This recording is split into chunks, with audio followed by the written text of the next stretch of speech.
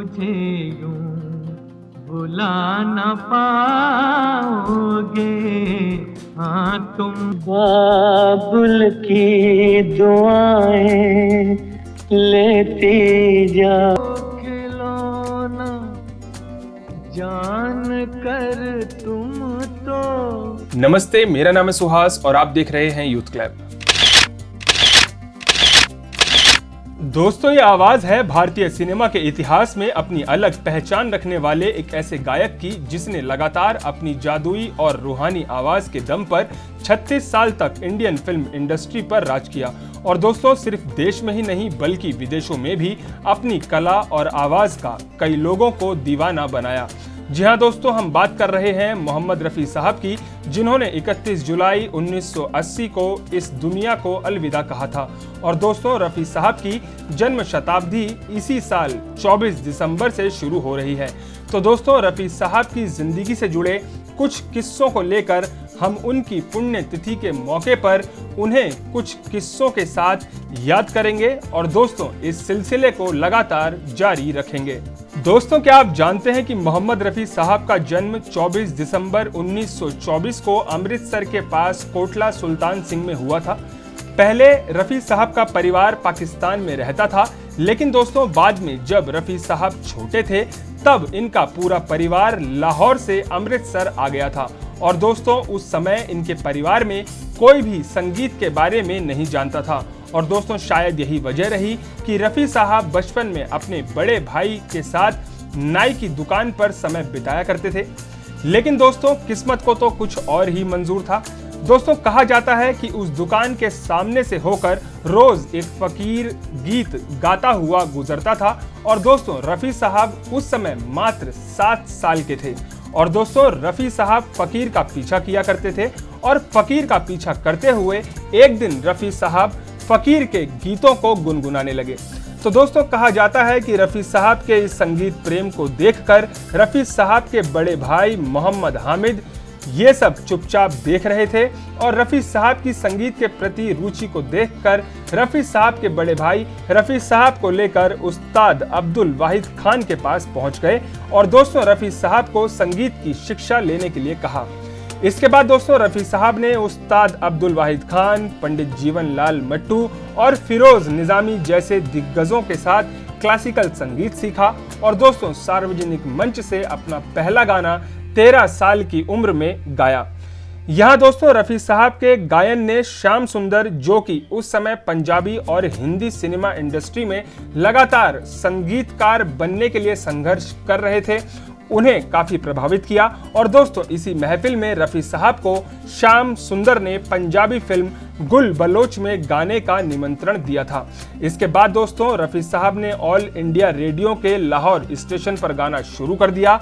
और दोस्तों, इसके बाद रफ़ी साहब मुंबई आ गए और हिंदी फिल्मों में गाने लगे।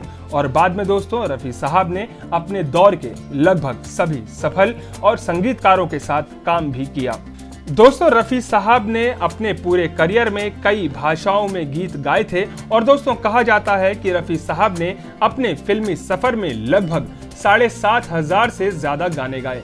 उन्होंने हिंदी के अलावा भोजपुरी, कोंकणी, उड़िया, पंजाबी, बांग्ला, मराठी, सिंधी, कन्नड़, गुजराती, तेलुगु, मगही, मैथिली, उर्दू, अंग्रेजी, फारसी, अरबी और दोस्तों सिंहली भाषाओं में भी गाने गाए थे। दोस्तों, जब रफ़ी साहब के इन किस्सों की बात हो रही है तो दोस्तों, ऐसा अक्सर होता है कि हम सफल लोगों के अक्सर उस चमकते सितारे की बातें करते हैं जिसकी चमक हम तक पहुंच रही होती है।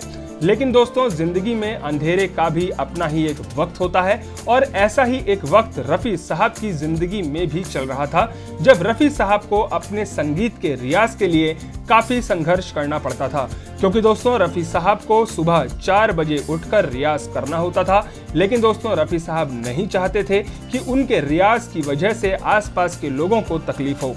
इसलिए दोस्तों, रफ़ी साहब अपना रियाज करने के लिए अक्सर मरीन ड्राइव पर चले जाया करते थे। और दोस्तों, यहीं मरीन ड्राइव पर सुरैया का घर भी था।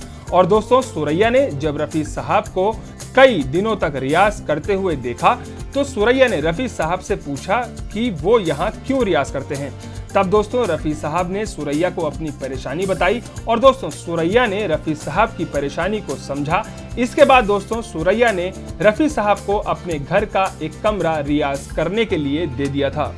दोस्तों नीलकमल फिल्म का गाना बाबुल की दुआएं लेती जा तो आपने सुना ही होगा और दोस्तों रफ़ी साहब के गाए हुए इस गाने के असर से हम सब वाकिफ हैं, क्योंकि दोस्तों आज भी ये गाना बजता तो म्यूजिक सिस्टम में है, लेकिन दोस्तों गाने का असर ऐसा है कि आज भी इस गाने में लोगों की आंखें नम करने की वो अद्भुत ताकत है जो शायद किसी और गाने में ना हो।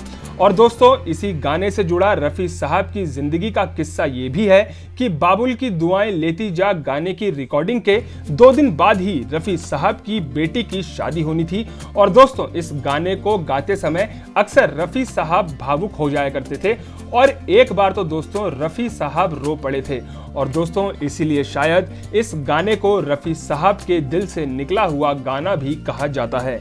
दोस्तों रफ़ी साहब की जिंदगी से जुड़ा हुआ एक और किस्सा भी है और दोस्तों ये किस्सा उस दौर का है जब मोहम्मद रफ़ी ने एक इवेंट में दोस्ती फिल्म का गाना चाहूंगा मैं तुझे सांझ सवेरे गाया था और दोस्तों उस समारोह में देश के प्रधानमंत्री पंडित जवाहरलाल नेहरू भी बतौर दर्शक मौजूद थे और दोस्तों कहा जाता है कि पंडित नेहरू उस गाने को लाइव सुनकर अपनी भावनाओं को रोक नहीं पाए थे और उनकी आंखों से आंसू निकल आए थे।